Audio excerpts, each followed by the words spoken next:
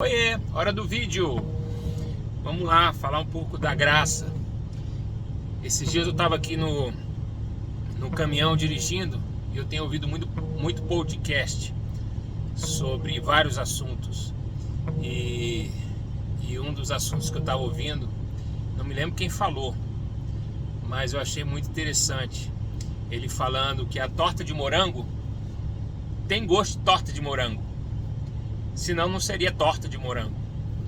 E que a vida, para ela ter gosto de vida, é necessário que ela tenha gosto de eternidade. Então não há sentido na vida se nós não pensarmos na eternidade. Então eu achei isso muito interessante, porque em Colossenses 1:3-7 vai falar que o evangelho, ele, para dar fruto, é necessário que a graça de Deus ela seja ouvida e entendida na verdade, ou seja, através da palavra de Deus. Então a graça, para que ela faça sentido, é necessário um pacote completo sobre a graça.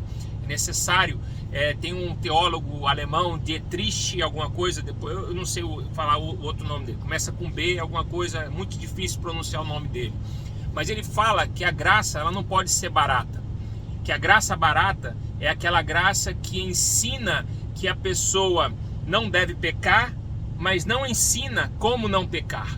Seria uma graça muito barata, simplesmente o perdão pelo perdão. E chega, parou por aí. A graça ser só o perdão de Deus e acabou. Seria uma graça muito barata. Em Salmos 49:8 vai falar que o preço, uma alma vale muito, ela é muito custosa, o preço a redenção de uma alma é muito custosa, não dá para mensurar o valor. E uma hora essa tentativa vai se esgotar, ou seja, essa tentativa de restaurar essa alma vai se cessar. Isso quer dizer que vai chegar uma hora que a graça ela vai deixar de ser graça, porque vai vir juízo. E tem a passagem de Tito 2:11-13, que é onde eu quero me basear nessas três fases da graça, né? Na graça que nos foi dada, na graça que ensina e na graça que nós esperamos. E em Tito 2:11-13 vai falar porque a graça de Deus foi manifestada salvadora a todo homem, e ela nos ensina a renegarmos, a rejeitarmos tudo aquilo que é do mundo, tudo aquilo que não agrada a Deus.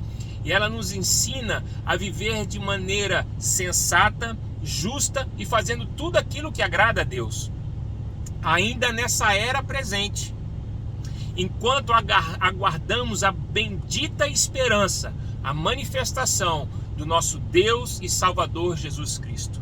Em cima desses três versículos que eu vou querer estar trabalhando aqui. Primeiro é essa graça que foi manifestada a salvadora a todos os homens. Ela foi manifestada, ela foi trazida à luz, ela foi apresentada salvadora a todos os homens. Então a graça, ela não simplesmente salva. Jesus não morreu para salvar toda a humanidade. Jesus morreu para perdoar os nossos pecados e apresentar essa graça salvadora a todo aquele que aceitar Ele como Senhor e Salvador da sua vida, né? Então a Bíblia fala que todo aquele que confessar com a sua boca, de todo o seu coração, que Jesus Cristo é o Filho de Deus, que Ele veio como carne, morreu, ressuscitou no terceiro dia, e Ele é Deus, Ele é o nosso Senhor.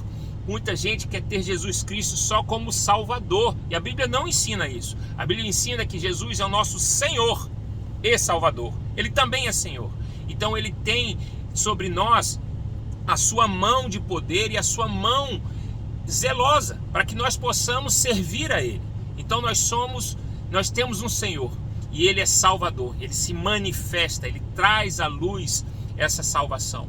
Então esse primeiro passo da graça, essa introdução da graça, esse start da graça, que é a graça que salva-nos do pecado, que tirou o peso do pecado que nós não poderíamos pagar por nós mesmos, pela nossa vida, porque nós não temos a capacidade de perdoar a nós mesmos. Foi necessário que Jesus cumprisse a lei sobre ele. E aí, depois que eu falar da graça, eu vou entrar na lei. Mas é importante que primeiro nós saibamos, muito importante isso, que a graça, ela foi manifestada, ela foi apresentada salvadora ao homem, para que ele tome posse dessa graça, para que ele tome posse dessa verdade e realmente viva de acordo com que rejeite as coisas do mundo e aceite as coisas de Deus, vivendo para ele. E aí vem aquilo que eu já falei num vídeo lá atrás, que é a santidade. Isso nada mais é do que a santidade. Virar as costas para o mundo, entrando no mundo, fazendo a vontade de Deus e vivendo em santidade, em santificação, apartando-se do mundo. E essa é a primeira palavra que eu queria trazer hoje, nessa ideia da gente poder entender o primeiro ponto da graça. Ela foi manifestada salvadora a todos os homens, para aquele que crê. Eu creio que todos nós temos posse dessa graça, porque ele nos foi dada, mas é necessário nós aceitarmos isso, aceitando primeiro ele como Salvador. Um beijo e até a próxima.